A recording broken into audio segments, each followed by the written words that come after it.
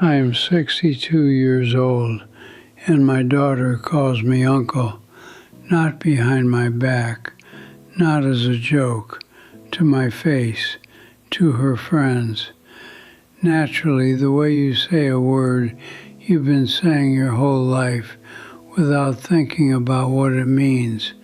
Uncle, the word for a man who visits, the word for a man who brings gifts and stays for tea and leaves before bedtime, the word for someone who is known but not needed. I am sitting in my bedroom right now, the same bedroom in the same house in Kerala that I sent money to build from a shared room in Dubai where I slept on a metal bunk for 18 years. The room smells like mothballs and coconut oil and the damp heaviness of a Kerala afternoon in monsoon. Rain taps against the window, that steady rhythmic tapping that sounds like a clock counting something that can't be recovered. The ceiling fan turns slowly above me, stirring air that's too thick to move properly. In the corner of this room, against the wall beneath the window, there is a suitcase, old, brown, hard shell, the kind they don't make anymore, heavy even when empty, scuffed along every edge with airport stickers half peeled and faded from years of handling. One sticker says DXB in peeling blue letters. Another says COK, Cochin International, barely legible under a layer of tape residue and grime. The suitcase is half zipped, clothes inside, some folded, some not, a couple of shirts, a belt, a pair of sandals. It's been sitting in that corner for 4 years, since the day I came back from the Gulf for good. I've never fully unpacked it. I tell myself it's laziness, and I'll get to it, that those few shirts don't need to be in the Almirah because I'll sort them out tomorrow. But the truth is something else. The truth is that unpacking means I'm staying. And somewhere deep in the bones of this house, in the rhythm of how my family moves through these rooms, in the way conversations shift when I enter, I'm not sure I've been invited to stay. I'm not sure this family has a place for me that isn't the corner where the suitcase sits. That suitcase is the most honest thing in this room, half zipped, half present, a guest that hasn't decided whether to leave. Let me tell you about the lie, because I carried it with me for 18 years across the Arabian Sea, and it was heavier than anything in that suitcase. The lie. Money is the same as being there. I left for Dubai in 2002. My son was 4 years old. My daughter was 2. I remember the morning I left, my wife standing at the door with both children, my son clinging to her sari, my daughter in her arms, too young to understand what was happening, but old enough to cry when she saw the suitcase, that same suitcase.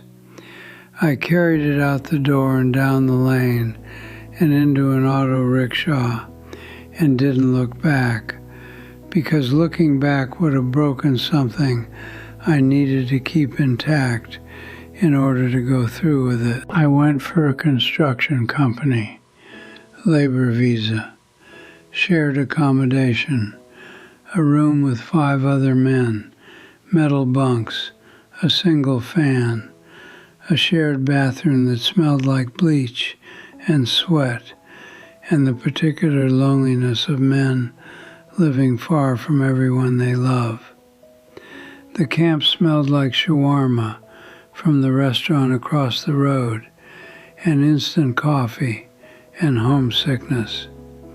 Homesickness has a smell. It smells like whatever your mother's kitchen smelled like, remembered at a distance, in a room that smells nothing like it. I sent money home every month, without fail. Every single month for 18 years, I walked to the exchange house and filled out the transfer form and watched the cashier count the dirhams and convert them into rupees and send them to an account my wife managed. School fees, new clothes for Onam, a refrigerator, the first one in the house. Later, the house renovation, new tiles, fresh paint, a proper bathroom, an extension for the kitchen. I built the house from a distance, the way a man builds a ship in a bottle, piece by piece, through a narrow opening, never able to touch what he's creating with his full hand. I called every Friday. Friday was the day off in the Gulf. I'd find a phone. In the early years, the camp had a shared phone with a queue. Later, a mobile with a prepaid card that I rationed like water. The calls were 15 minutes, sometimes 20, if the card had balance. My wife would answer first. We'd talk about money. Always money first, because money was the language of our relationship now. Then the children were placed on the phone. Say hi to Papa. My son's voice, small and obedient. Hi, Papa. How is school? Good. Are you studying well? Yes. Okay. Give the phone to your sister. My daughter, younger, less rehearsed. Hi, Papa. How are you, Molu? Fine. Silence. The silence of a child who doesn't know what to say to a voice she hears once a week from a box her mother holds to her ear. A voice without a body. A name without a presence. I told myself the money spoke for me, that the school uniform said, I love you, that the new tiles said, I'm thinking of you, that the house extension said, I'm here. I converted every dirham into a sentence I couldn't say in person and told myself the translation was accurate. It wasn't. Money doesn't say I love you. Money says I'm paying. Those are different sentences, and my children heard the difference long before I did. By the time my daughter was 10, she'd stopped asking when I was coming home, not because she didn't want me home, because the answer was always the same. Soon, Molu. Soon. And soon in Gulf years is like tomorrow in a procrastinator's dictionary. It means nothing. It's a sound you make to fill the space where a date should be. My wife raised the children. I funded the raising. I confused the two. She was there for the fevers, the 3 a.m. forehead checks, the drives to the hospital, the sleepless nights with a vomiting child.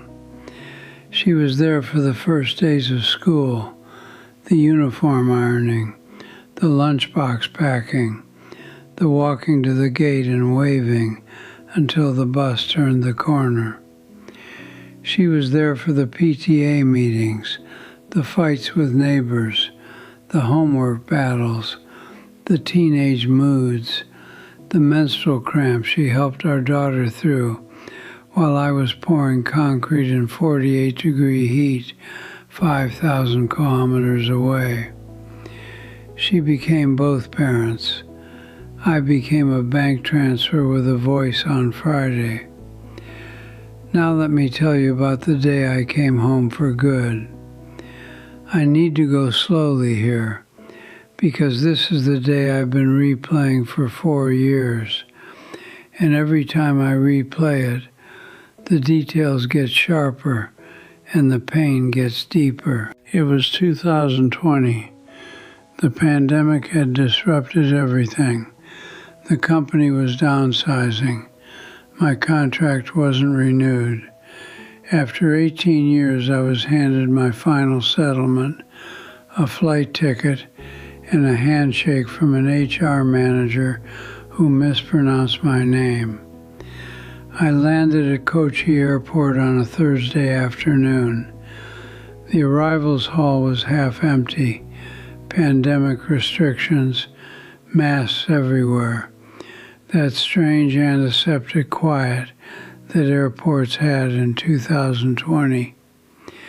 I walked out with the suitcase, same scuffs, same DXB sticker, and I looked for my family. I'd seen videos. Every Gulf Malayali has seen those videos, the ones families post on social media. The father walks out of the arrivals gate. The children come running, garlands, tears, the mother crying, the father scooping up kids who've grown since he last held them. Music plays in the background. Everyone is sobbing and laughing at the same time. Those videos are the mythology of the Gulf worker, the promised homecoming, the reward. My wife was there. She was wearing a blue churidar. She looked older, not in a bad way, in a real way. The way someone looks when they've been carrying weight for 2 decades and the weight has shaped them. She smiled. She touched my arm. Not a hug, a touch. The greeting of a woman who has learned to manage expectations, including her own. My son was there, 22 years old now, tall. I barely recognized him. The last time I'd seen him in person was 2 years ago during a 3-week visit. He walked toward me and extended his hand. A handshake, firm, polite.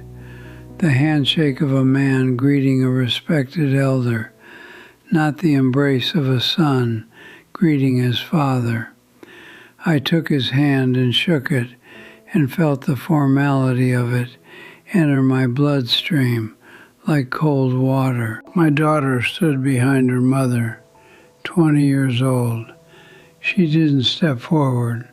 She stood slightly to the side, the way you position yourself when you're meeting a relative you know by name and face, but not by feeling.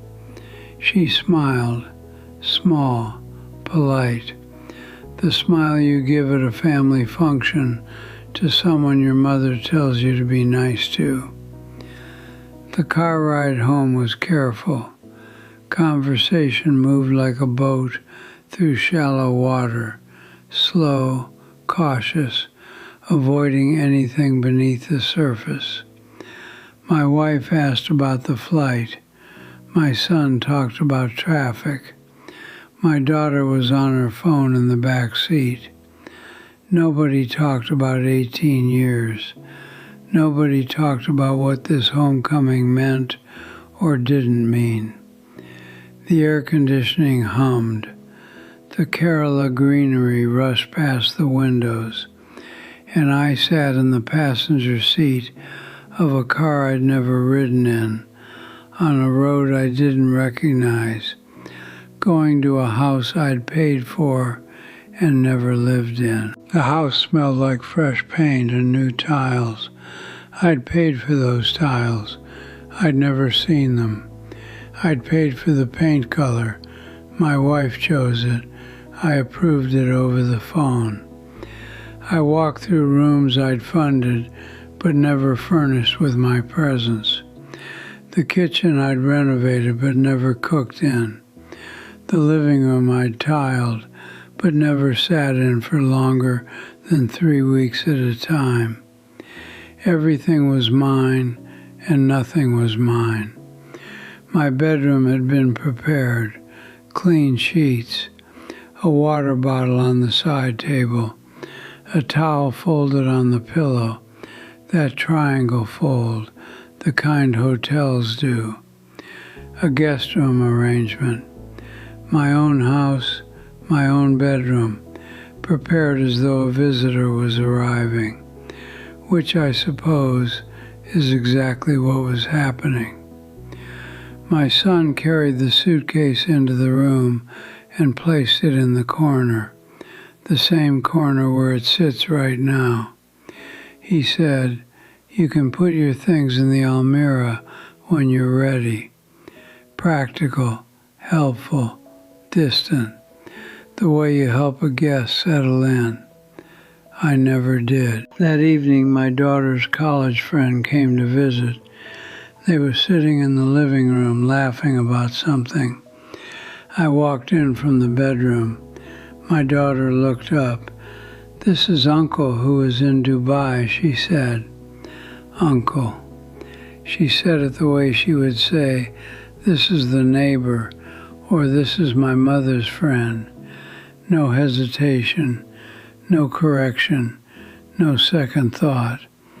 To her, I was uncle, a category, a title for a man who sends money and visits and leaves, a man who is known but not intimate, a man whose face she recognizes but whose presence she has never relied on. My wife was standing in the kitchen doorway. She heard it. I looked at her. She didn't correct our daughter.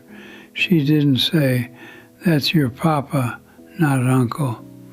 She looked at me with an expression I will carry to my grave, an expression that wasn't pity and wasn't anger. It was familiarity, the familiarity of a woman who has been carrying this specific pain for 18 years and just watched her husband discover it for the first time.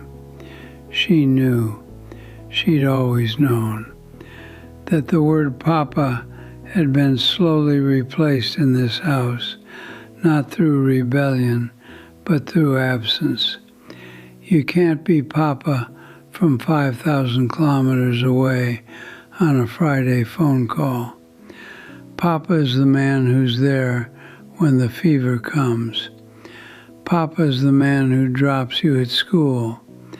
Papa is the voice in the next room, not the voice on the phone. I wasn't Papa. I was the man from Dubai, the uncle who sent money. That was 4 years ago.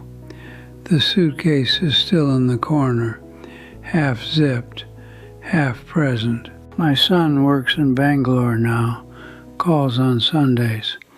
The conversations are brief, work, weather, logistics. "Everything okay, Papa?" "Yes." "Okay, take care." Click. He uses the word Papa, but he uses it the way you use a formal title, correctly, without warmth, the way you address a letter to "Dear Sir." My daughter comes home on weekends from Kochi. She's polite. She brings me tea sometimes, sets it on the side table without sitting down. She shares her day with her mother, in the kitchen.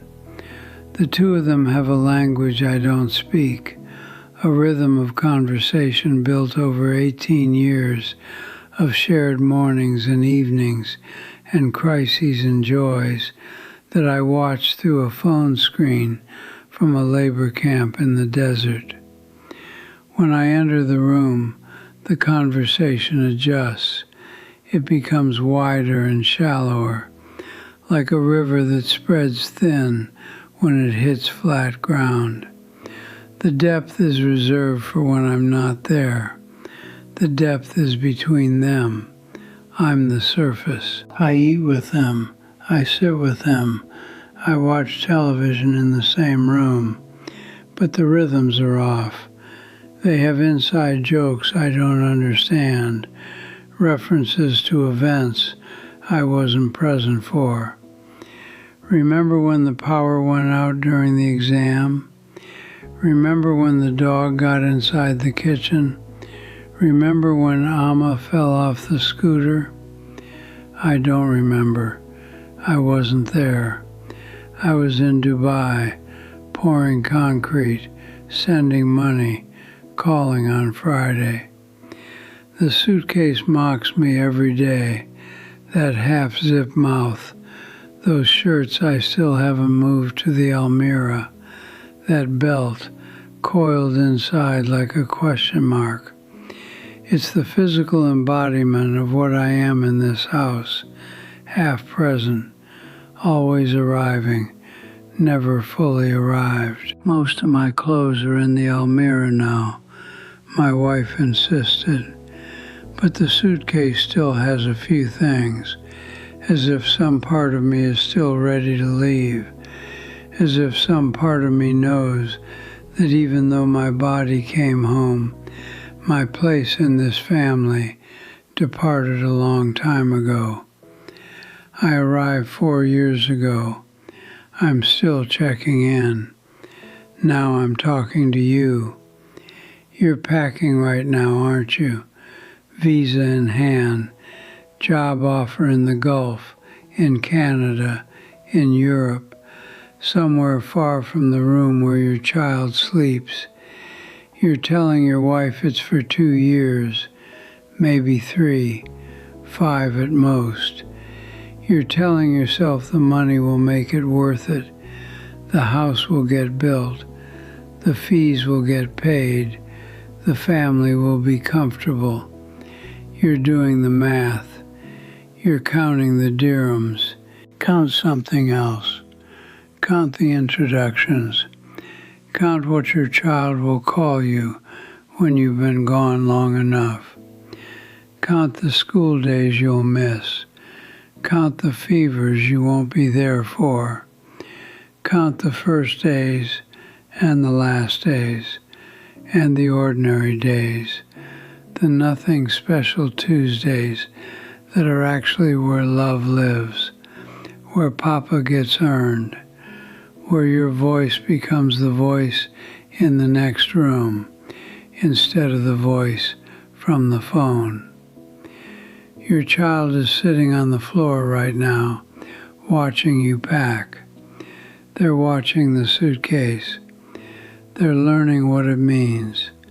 It means you leave. And children don't understand visas and salaries and house loans. They understand who's there and who's not. They understand the door that opens and the door that closes, and the suitcase that always sits in the corner, ready. If you leave long enough, you don't come back as Papa. You come back as a guest. You come back to a house you paid for, carrying a suitcase you'll never fully unpack, walking into a room someone else prepared for you, with a towel folded on the pillow, like you're checking into a hotel you built with your own money. I sent money for 18 years. I built this house. I paid every fee. I called every Friday. I did everything a father is supposed to do, except the one thing only a father can do, be in the room. And my daughter calls me uncle. That suitcase in the corner is 4 years old in this room, 18 years old in my life. It's been to Dubai and back more times than I can count, and it's still half zipped, still waiting, still not sure if it's staying. Neither am I. Neither is my family. Unpack the suitcase, or better yet, don't pack it in the first place.